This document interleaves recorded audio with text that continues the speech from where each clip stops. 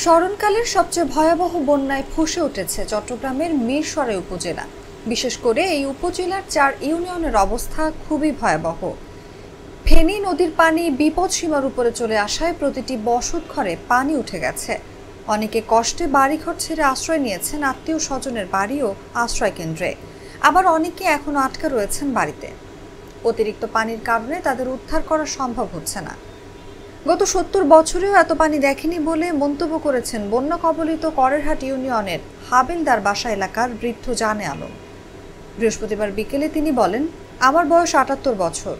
এর আগেও অনেকবার এমন বৃষ্টি দেখেছি, কিন্তু কোনোবার এমন পানি দেখিনি। কখনো নিজের বাড়ি ছেড়ে অন্যত্র আশ্রয় নিতে হয়নি। এবার ভারত থেকে অতিরিক্ত পানি আসার কারণে এমন ভয়ানক পরিস্থিতির সৃষ্টি হয়েছে।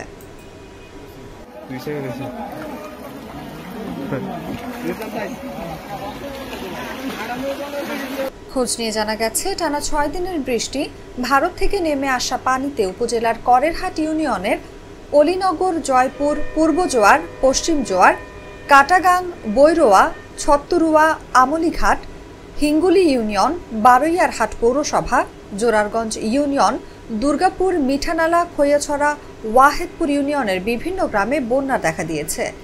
পানিতে ডুবে বৃহস্পতিবার পুরো দিন ঢাকা চট্টগ্রাম মহাসড়কের চট্টগ্রামমুখী লেনে গাড়ি চলাচল বন্ধ ছিল। ঢাকামুখী লেনে উল্টো পথে কিছু গাড়ি চলাচল করার কারণে যানজটের সৃষ্টি হয়। সরেজমিনে দেখা গেছে, করেরহাট ইউনিয়নের সব গ্রামের বাড়ি পানিতে ডুবে রয়েছে। কোথাও এক গলা পানি, কোথাও দাঁড়াবার অবস্থা নেই, আবার কোথাও কোমর পরিমাণ পানি। বৃহস্পতিবার ভোর থেকে পানি হু হু করে বাড়তে থাকে। 2 ঘন্টার মধ্যে পুরো এলাকা প্লাবিত হয়। দুপুরের পর অনেককে আশ্রয় কেন্দ্রে ছুটতে দেখা গেছে।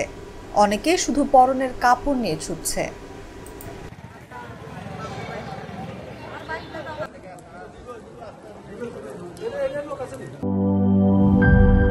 গুড লাক পেনের সফট অয়েল বেসড ইঙ্ক দেয় নিখুঁত লেখার আত্মবিশ্বাস। Good luck pen, make your lakh.